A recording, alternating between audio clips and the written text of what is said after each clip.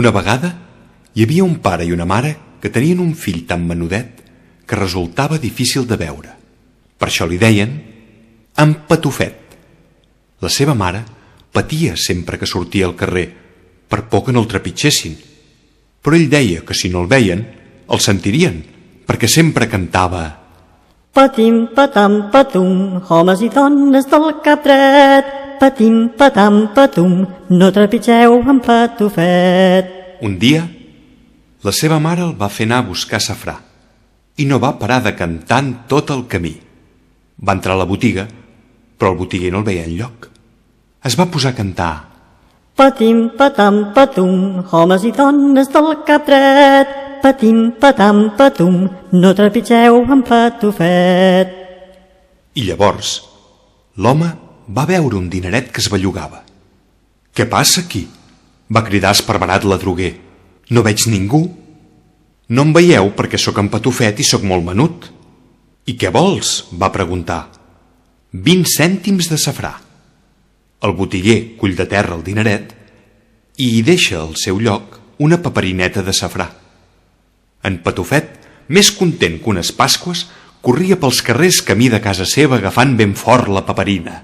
Patim, patam, patum, homes i dones del cap dret. Patim, patam, patum, no trepitgeu en Patufet. Cantava ben fort perquè la gent el sentís i no el trepitgés. Però en sentir aquella veueta, la gent sortia a les finestres a veure què passava.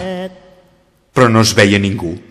I la gent s'amagava de por en no veure qui cantava, només una paperina sola que anava carrer avall. La seva mare va estar molt contenta quan va arribar amb el safrà. «Mare, em deixes anar a portar el dinar al pare? Però que no veus que pesa molt i no podràs portar el cistell?»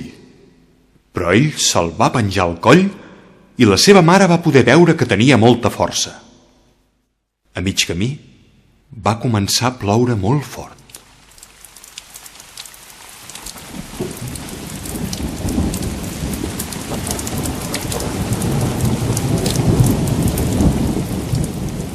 I per no mullar-se, es va aturar a la vora d'un hort i s'amagà sota una col.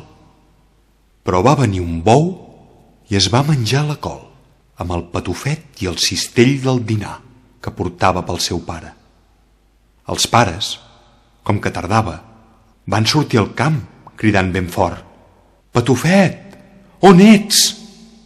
Però estaven tan desesperats que no el sentien que contestava: «Sóc a la panxa del bou, que no hi neva ni plou». Quan els pares ho van sentir, van donar molt menjar al bou perquè s'atipés força. I el bou es va anar inflant, fins que va fer... I va sortir en Patufet molt eixerit, com si no hagués passat res.